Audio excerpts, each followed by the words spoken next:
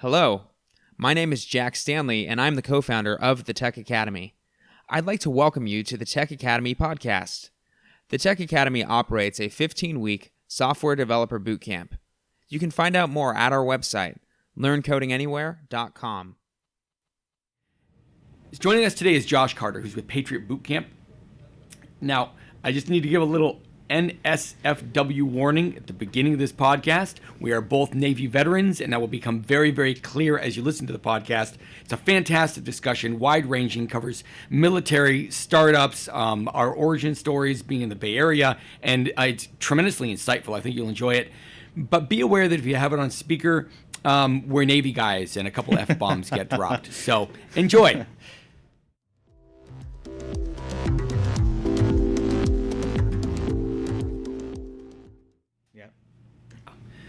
Okay, good. So, tell me about you and like your tech background and your like what you do. So, my background is mainly in telecommunications. I spent a number of years working for Pac Bell or Google. I moved on to doing like big phone systems like PBXs, Big PBX stuff, voice over IP. Yeah. So I was in biotech for a long time. But eventually, I moved on to things like cloud communication. So, I was recruited into a cloud company called Five9, which did sort of a call center in the cloud. So you logged into a website and then you were part of a call center. Okay. And then from there, you there, can have a virtual workforce anywhere. Yeah. Okay. Yeah, cool. Absolutely. And so my role was escalation manager because of my tech background, and so I managed a bunch of engineers. Mm-hmm. And then I got recruited into this company nobody had heard of at the time called Twilio. I was employee number 60 at Twilio. Nobody had ever heard of it before, and at the time, I hadn't heard of it either. And when was this? I'm curious. 2012. Okay. Yeah. My first brush against Twilio was actually in 2012 on a little SMS project I was doing with someone. Yeah. And like, hey, there's this new thing out. And the thing that blew me away, they were so friendly to developers. The API documentation was phenomenal. Yep. I'm like, this is how it should be done. Absolutely. I know exactly how to use this, how to integrate it in my application, up and running quick. I'm like, come on, could somebody else please take this? Yeah. And today, it's still the benchmark for a lot of developer tools. God, that's great. Right, like SendGrid, Apptentive, all these new companies that are coming in, really trying to model the Twilio dev relations background. It's brilliant. So I was an early employee. I was brought in. My job description my job title was escalation manager. Okay. But when I showed up, I got a blank piece of paper and it was slid across the table and said, write your job description. What? So my role was really, at the time, just kind of like playing this traffic cop between customers, engineers, support, product. Like I just kind of was this middle guy. When outages occur, I ran the outage. When there's a post outage, I would do the communications to the customers. I'd make sure the carrier that screwed us up didn't do it again. Mm-hmm. I worked with engineers to make sure that we were eliminating single points of failure. So my role was really like a mix of product support, customer account management, like all these different things. In fact, in the early days, I used to fly out with Jeff Lawson to customer sites because I was like the only escalation point of contact. So and you knew all those different areas. So they ask you about something, you have at least some sort of knowledge of the area. Yeah. You got one guy in the room that actually has a connection to most elements of the organization. Yeah. Other than a CEO, who do you have like that? Nobody. That's pretty cool. Yeah, so it was cool. Jeff and I got, he's a good guy. I love him to death. He's obviously built a really cool company. Yeah. But it was really cool to get those early stage sort of understanding of how a startup really works. Yeah. Because I'd always worked for large. I'd been at Google before. I'd been at Yahoo before. And I'd been to other startups. But yeah, you're basically managing. You're a curator for existing processes. You're not creating anything. Yeah. And so that's actually where I got the bug to start my own company. So at Twilio, I don't know if you know this, every person that starts, no matter what their role is, they have to build an app. Period. So it doesn't matter if you're the CMO, if you're the receptionist at the front. Everybody within their first 30 days has to build an app. So my app was, I built an app that if you texted the name of a band, it would return with when that band would come through town, and would give you the option to buy the tickets when they come through. So I used. Don't give me that. That would be scary. That's some license to take my money. Right. I used Bands in Town's API and our SMS, and just built this thing in like 2 weeks. How fun. And it was great, but it sparked that creativity. And so at the time, I'd done some other businesses in the past before that, but during my time at Twilio, I had been doing internet radio. So I had been, I'd interviewed Imagine Dragons, I'd interviewed Henry Rollins, George Clinton. What? I've interviewed all of them, right? You interviewed Rollins. Yeah. The interview Pretty I heard intense. with him on the Nerdist podcast is, out of the 800 or so interviews I've heard on the Nerdist podcast, one of my absolute favorites. That's a brilliant man. He's with great. Compassion for people that's unreal. Yeah, and we did the interview for Henry Rollins. And I'll get back to my story. Yeah. My interview with Rollins was remote, and then he had a speaking engagement in San Francisco. Okay. So the next day I got to hang out with him, and he gave me it did every Henry Rollins show. He does a thing with Shepard Fairey and does a poster, and so I got a signed copy of that one with Shepard Fairey and Henry Rollins, and got to meet him. And it has the quote that I still use to this day for people that, because I'm a Navy vet, so I've gone all over the place. And it said, the quote on it is, "Knowledge without distance equals bullshit."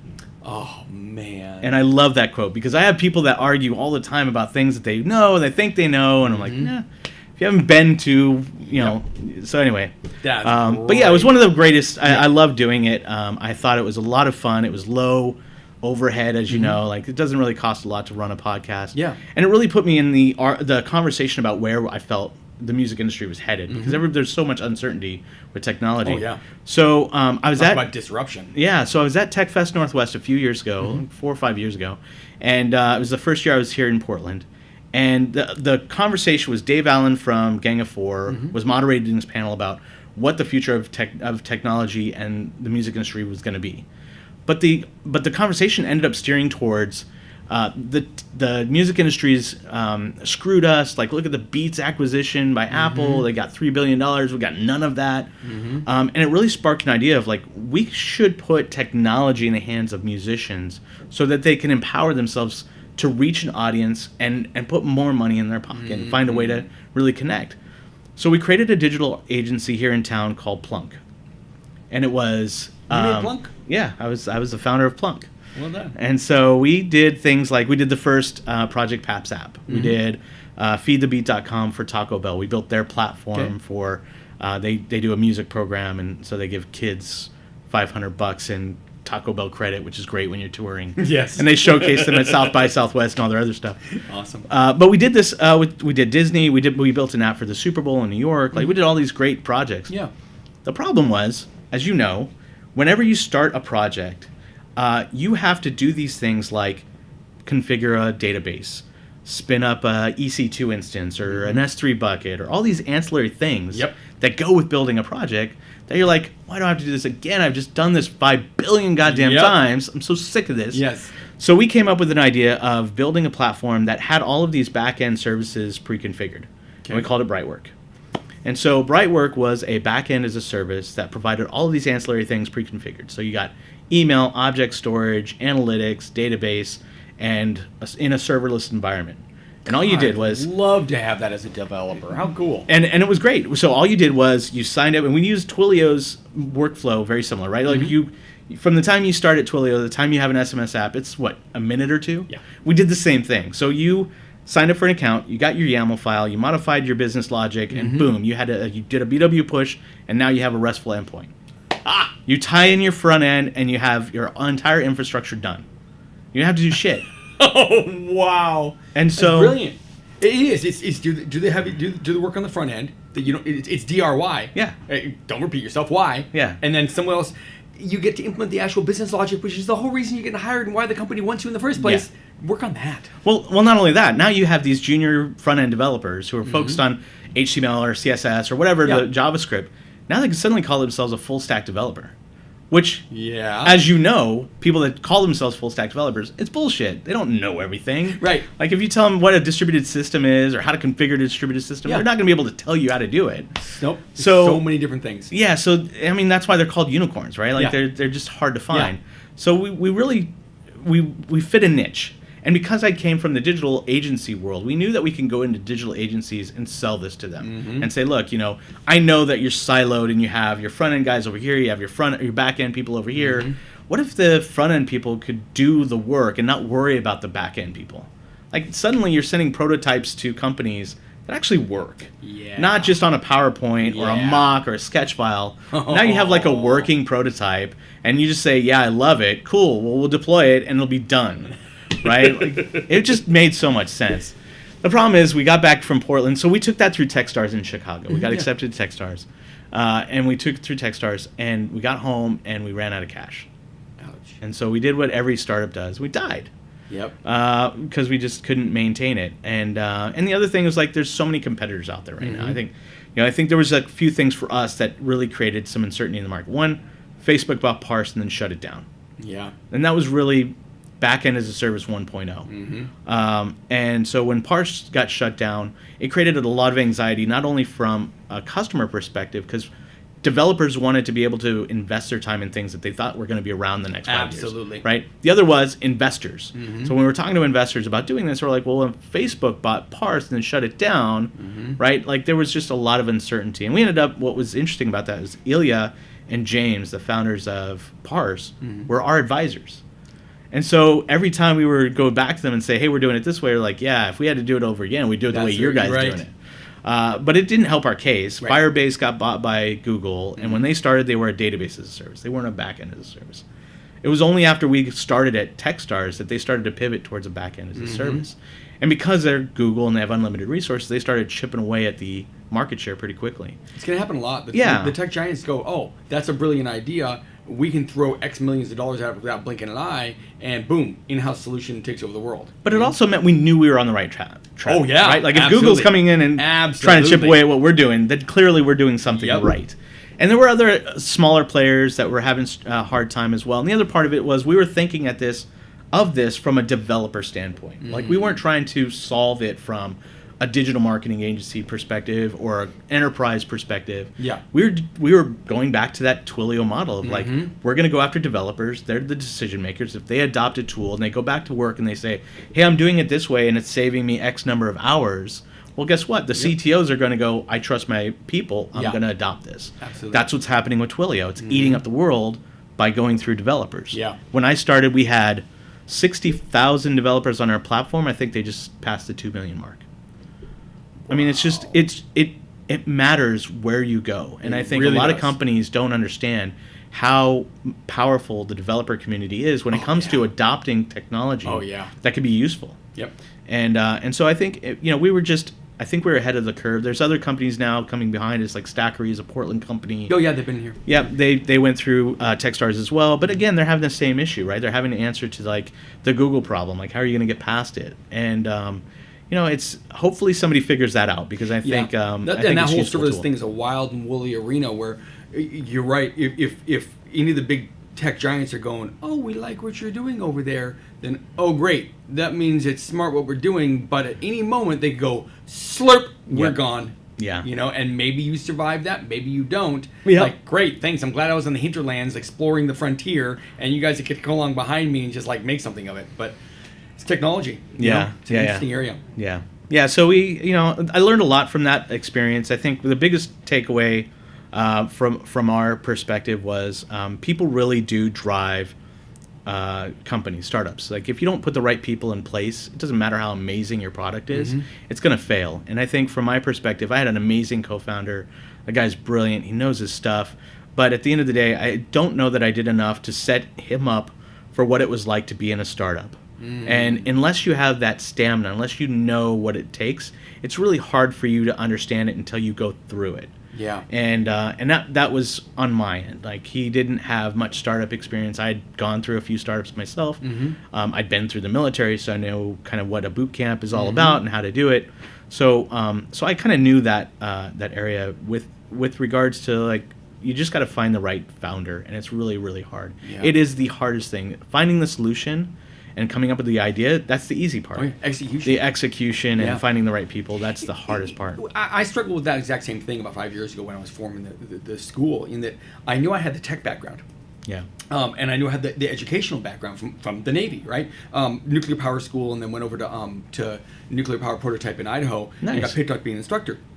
And that's when I found out the first time they shoved me in front of a group of like kids, even though I was a kid myself, and said, here, teach them digital circuitry and heat transfer and fluid flow and physics and nuclear power. I'm like, okay. Yeah. And loved it. It went really well. So I knew I had that, but I knew that I didn't have the business acumen, the ability to take an organization and scale it and provide stable training for all the people and onboard and all the myriad things that are totally separate from what does the company do. Yeah. Thank goodness I knew Jack Stanley. He's been a friend for a long time. So we have that and that back and forth. And here we are 5 years later and never accepted a dime of investment money and doing well. But it's so rare. So many other partnerships in the past just fell apart. They fizzled. Yeah. So you're right. It is about people. It's really hard. And the other part of it is, you got to find somebody that's willing to get out of their lane, right? Like if you have somebody that says they're a certain part of the business and they're willing to go on the other side and help you with other things, well, you don't have a founder, you have an employee. Right. That's key. That's really key. You're taking responsibility for everything. Everything. Yep. And almost everybody in the startup needs to know it's that way. We're actually all responsible for every other thing. We're going to have some organization, but it's kind of fluid. And absolutely. You need to be okay with that, you know? Yeah. So tell me about your Navy experience. When did you go in? I went in 94. Okay. I went out right out of high school. In fact, I graduated high school early at 17, and I had to have my mom sign a permission slip for me to go in the Navy because I was not old enough to sign up myself. So you had to be 17 and a half, but I still had to have my mom sign up to go to the Navy. Yeah. So I went in 94. Went to Great Lakes, Illinois for boot camp. You pronounced that wrong. That's Great Mistakes? That's right. Sorry. Great Mistakes, Illinois. Okay. Went there for right in the middle of winter of 94. Oh my God. And it was absolutely brutal. It was I'm from the Bay Area, San Francisco Bay Area. Wow. And when I left in December 5th, it was 76 degrees at my house. I landed in Illinois and it was minus 14 with the wind chill. And it just got colder and colder and colder. It was ridiculous. Welcome to hell. Yeah, and even better was when I got out of boot camp, I was flown directly to meet my ship in Bahrain. So I went from I left like 103. 125. So I left Illinois. Oh, it was during the day, so it was 125. Right. So I left Illinois in my dress blues with my pea coat on a Mac flight, headed to Bahrain. Got off the plane. I couldn't strip shit off fast enough. Right. I just was trying to take my pea. It was ridiculous. So I got to Bahrain. Oh wow. Finished the deployment. Got back, and then I was stationed in, of all places, Pascagoula, Mississippi. Really? Yeah. How'd you like the South? I loved it. I didn't like Pascagoula specifically because it's one of those places where, I'm sure somebody's going to hear this and be like, what? Mississippi's amazing. Yeah. No, like Pascagoula is the place you drive through to get somewhere, right? It's not, Ingalls Shipbuilding is there. So I got to watch the Bahama Richard and the Baton and all those get built across the way. Yeah. It was really cool to see. Cool. But it was just, we had a little man-made island called Singing River Island. We weren't far from the CB base. We weren't far from Keesler Air Force Base, where we spent most of our time. But, we were just never there. I was on an FFG, which I found out later meant forever fucking gone. Yes. And, yes, they do. So genuinely, I was in 3 years and I went to 30 countries. We were just gone all the time. Yeah. We did 2 deployments in the Persian Gulf. We did 5 deployments in the Caribbean. Okay. Supporting counter drug ops. Mm-hmm. I was a quartermaster, so we were just always gone. But ouch. I you'll attest to this. I don't regret that I went through it, but at the time, it was the most miserable experience. Isn't it wild? I've got the benefit now of 25 years of hindsight. I got out in 94. I got out in 97, And you look back and unbelievably important, valuable lessons. Yeah. When you have 5 shifts during a day and the engineering department has 3 crews, which means you never have the same night of sleep ever. You're like, this just sucks. And I went in deck department too, which was even worse. So every third day for me was a 21-hour day. So I'd get up for the morning watch at 3 a.m., stand watch till breakfast, eat breakfast, all day long, go on do at chip 10 at paint night, right? Yes. all day long, and then go stand the evening watch and not go to bed until 1 in the morning. So I was just absolutely miserable. And it's funny. So this is the only thing people who aren't military vets need to know about military vets. When you ask somebody in the military, what's the first question you ask? Oh, if they were in the military? Yeah. How long were you in? Yeah, absolutely. Right? It's the same question. Absolutely. You ask somebody that's been in prison. Yeah, How long were you in? I mean, it's the exact same. And if you think about the parallels, And the funny thing is, most people know to the day because I was 6 years, 1 month, 17 days, and 8 hours. Yeah. I mean, well, it's on your DD-214 too, right? That's true, isn't it? But yeah, I mean, it's amazing the parallels. So I mean, yeah, your meals are paid for. You get a place to live. My first 2 kids, in terms of the cost of birth or whatever, I'm in the Navy. It's all taken care of. Do whatever, Yeah. And for me, I didn't take enough advantage of it. Like, I really felt like I went in to go get college money because my family didn't have college money. So I wanted to go to the Art Academy in San Francisco. Oh, yeah. And I did. So when I got out of the Navy, I went. Yeah. And I realized that, first of all, the GI Bill doesn't cover a third of what it was. No right? way, like not the Art Academy. My tuition at the Art Academy was $650 a unit. And the GI Bill covered $800 a month. Yeah, so I still ended up taking out Stafford loans for my schooling, but yeah, Brutal. I mean, it was I don't know. I don't regret my time. In fact, I went back to DC last year and hung out with my old CO for my last ship, and it was great. I love him to death. We were both the way we got connected was first of all, he was my CEO, but he used to draw cartoons in the Pentagon. What? And would piss people off for all these comic books that he would draw about the Pentagon and people within the Pentagon. So I think awesome. I think the Groves was his sort of like, punishment for being so disruptive. But that's what drew us. We both drew. And so at the end of our shifts, I would be in his stateroom and we'd be drawing. Shut up. And you were enlisted. I was, not only was I enlisted, I was bottom of the barrel. And I was you an like E2. E3? You're an E2? I was an E2 at the time. So here I am, an E2, nobody. And he's 05. Dexy me. He's he was a commander, so 05. Yeah. And so we're sitting there, shooting the shit. And then what was great about that was when I met up with him again in DC, this was verbatim what he said to me. He goes, look, there were 2 people on the boat that ever told me and called me out on my shit. And one of them was you. And I respect that. Oh, that's great. And it was great to hear because, one, I don't have a filter. Like, I just say what I'm going to say. If you're fucking up, I'm going to tell you, right? Like, I don't care. Like, rank doesn't really matter to me. So it was nice to hear that. But it stuck with me because I knew that he was somebody that was always going to be a fan, always going to be behind me, no matter what I did in my career. Oh, that's great. Yeah, it was really cool. All right, so tell me now about Patriot Bootcamp. I mean, I've been to the website. I checked some stuff out. What was the genesis of it? What are you trying to get done? Sure, yeah. So Patriot Boocamp is a nonprofit. It's Techstars affiliated nonprofit. Okay. So on paper, we're separate entities, but we share, like David Browns, who's co-CEO of Techstars, sits on our board. Okay. David Dratch, who's VP of Corporate Strategy, sits on our board.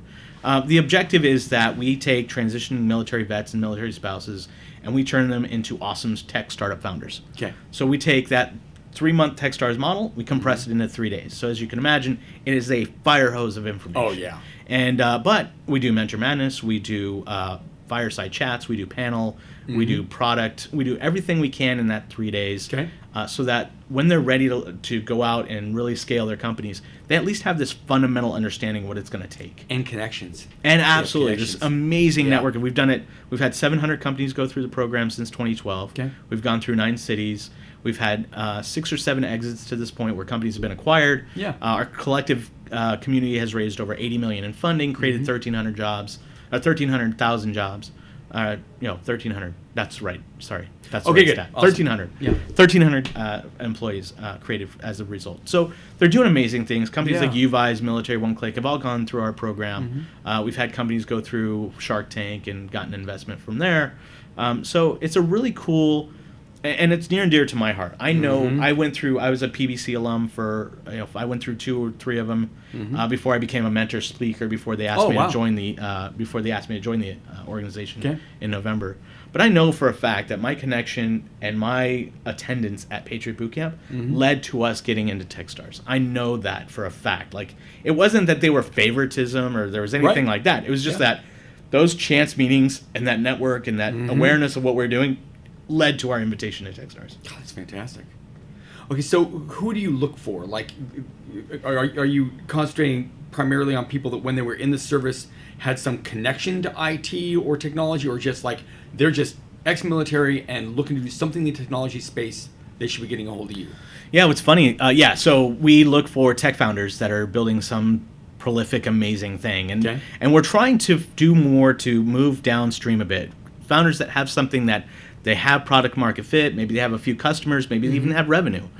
Because at the early stages, it's really hard to figure out where they're going to go. Yeah. So as a result, we've started experimenting with different programming. We're doing a hackathon in Washington, D.C. in April. And the reason for that is two reasons. One, it puts us more upstream where we can catch entrepreneurs who are thinking about what they want to do. Okay. And the other is introduces them to a workflow that I feel is really important. There are other organizations out there that are doing equally important work to us, but maybe doing it in a different workflow step. So, for example, I was a founding member for Operation Code. So I was a founding board member for that. And if you know what that is, it basically takes transitioning vets and teaches them code with the purpose of either getting a job or creating their own business. What's the fellow's name that started that? David Molina. Yeah. Yeah. And so I was a founding board member there, so we're partnering with them because it makes total sense. Bunker Labs is another virtual program. They're veteran-led by Todd Connor. They do a lot of like how to create an entity. We're not teaching that. We're not teaching you co-founder agreements or how to create an entity. We're way above that. We're teaching you how to create a financial model. We're teaching you how to do your pitch deck. We're teaching you how to pitch to investors, what biz dev is. That's what we're teaching you. So we're trying to move more downstream and be more focused on how we can help established businesses, and maybe they're ready for an incubator. A lot of our companies have gone, including mine, went through Techstars. So we're really trying to be more valuable in that later stage. It's still early, quite early, but it's still like later than idea phase. How exciting. And the argument can be made, every company is a tech company, right? So broadly speaking, we accept a lot of companies that may not fit under the sort of bucket of traditional SaaS or fintech or biotech. Right. But yeah, we have a lot of tech companies. That's phenomenal work you're doing. Thanks. I love it. As a vet, and a nerd who lives and breathes technology all day long, I want to see more of that. Because you probably experienced this. The transition from military to civilian life can be a very odd one. Oh, yeah. Like it's such a unique culture in the service. I remember getting out, and I wanted to go into, even though I was technically trained to the nth degree, being a nuclear reactor operator, electronics technician, all that kind of nerdy stuff. I wanted to go into marketing and finance. I wanted to deal with people. I like people. And I didn't want to go sit in another nuclear power panel and just run a system. Yeah. And so I came out and I was interviewing and interning at a bunch of different places like this. And I remember there's some real estate company here in Portland. And the guy says, okay, good. Yeah, just come down and, I'm doing sort of a demo thing at a Fred Meyer, right? And we'll see if this is a good fit. So what it was that at one point, Fred Meyer, and for those of our listeners who are not in Oregon, that's a big, giant grocery store. It's a Target. Yeah, it's a Target. A Walmart.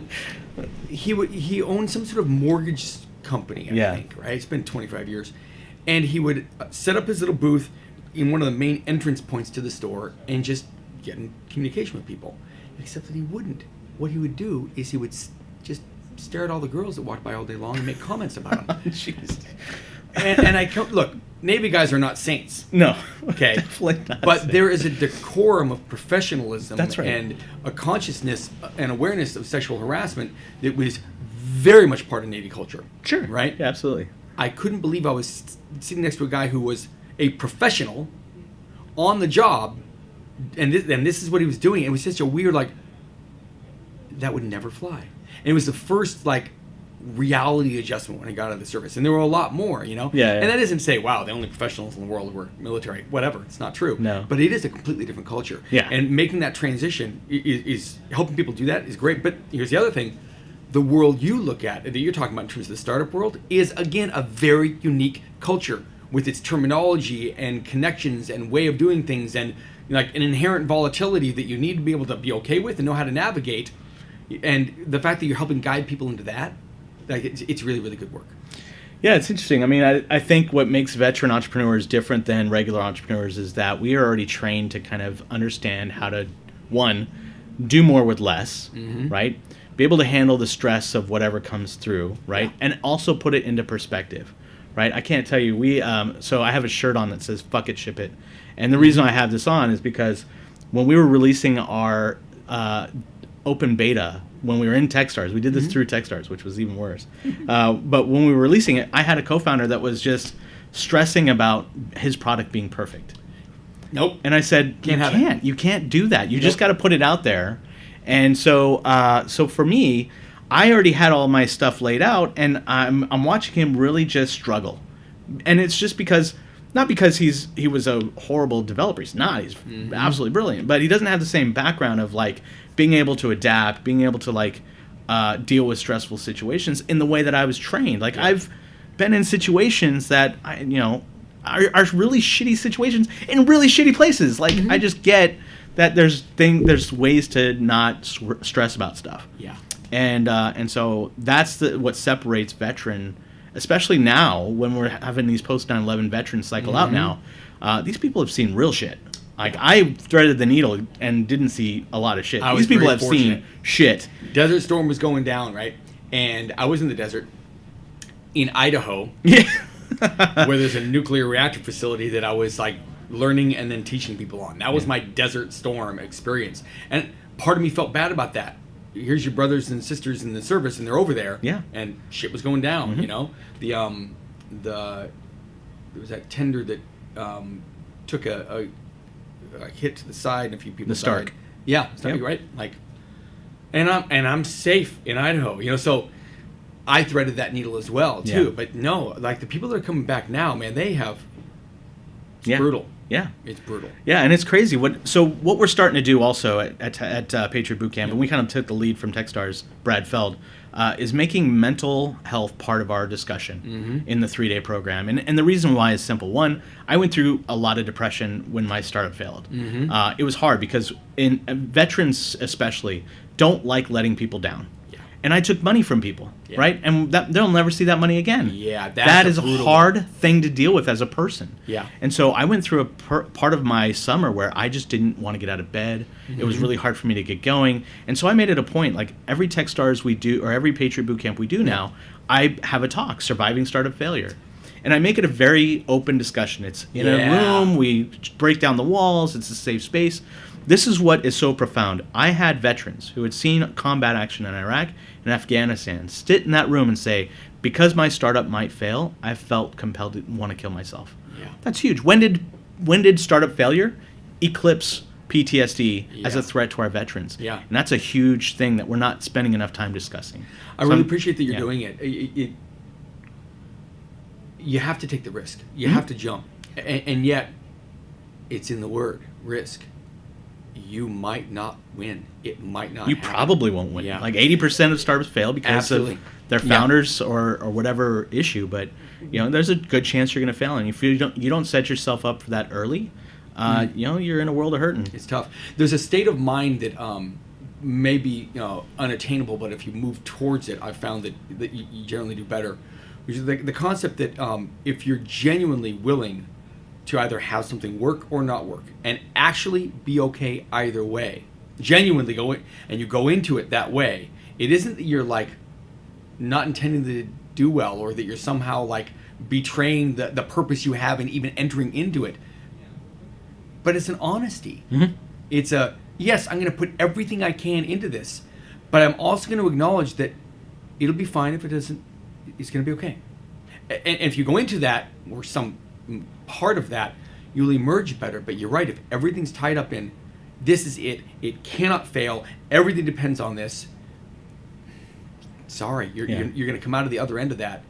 It's tough. Yeah. It's a tough road, Yeah, so. And it's important to note, too, like, when you're going through it, it's important to set your family and friends about what this journey you're going through, because they're going to go through it with you. Yeah. Right. My wife, thankfully, she's a Navy brat, and we've been together 26 years, but so she knows how to deal with when I'm not home or deal with things that I'm going through, and she's been supportive of every journey. But not every family is. Yep. And so if you're going to go through this startup journey, you need to make sure that your family's supportive about it, and they're going to be there when you fall down to pick you up. You need to make sure your friends understand, hey, I want to go drink a beer, but I want to go to the startup event more, right? Like there's things that you're going to go by the wayside because you want to go through this journey, and your friends and family need to understand and be supportive of that as well, because if they're not, then you're going to burn bridges, you're going to lose friends and family. I've lost friends going through startups, and it's just the hardest thing you will go, and I'm a parent of a teenager, it is the hardest thing you will go through in your life is creating a startup. Wow. Yeah.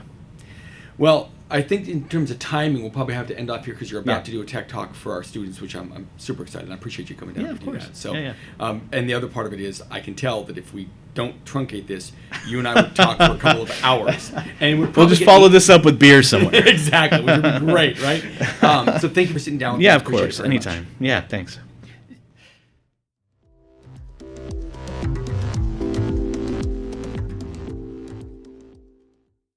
Hi, this is Jack Stanley again, co-founder of the Tech Academy. I'd like to leave you with a suggestion. We call this Jack's Random Tips. Today's tip is, companies can typically be compartmented into the following categories: HR and personnel, marketing, sales, delivery, meaning distributing your product and rendering services, quality control, accounting, management, and public relations. Most companies focus on sales and delivery. If you've listened to other tips of mine, you may recall that I spoke about some companies neglecting marketing. Accounting and legal are two other areas I've seen people neglect, which can actually cause total failure of a business. Not having clients sign contracts, not handling taxes, not keeping books, these are examples of issues that can ruin a company. Why am I mentioning this? Only because I've seen many people start companies without realizing how many different required duties there are. Example: if someone wants to be a professional painter, well, they need supplies. They need potential clients. They should have a business license. There will be bank accounts, paychecks, and taxes. What about handling client upsets and quality control? If you hire employees, you'll need personnel managers and human resources. These are just a few examples. Most people think that all a professional painter does is paint. Well, that's true if they have staff to handle the rest, but most people don't have money for that in the beginning. Maybe a painter wasn't the best example, but this idea of quantity of duties you take on when you start a venture applies to any business, from landscaping to software as a service. Why is it important to know this as an employee? It's good to understand that most of the time, there is much more happening in the company than the position you're holding. For example, just making a payroll happen takes a lot of behind-the-scenes work. Invoicing customers, paying taxes, overseeing bank accounts, coordinating with a payroll company, transferring money. There are thousands of invisible actions that make a company go. Accomplished author Ken Blanchard said it best: "None of us are as smart as all of us." And again, if you are interested in enrolling in our Software Developer Bootcamp, please visit our website, learncodinganywhere.com.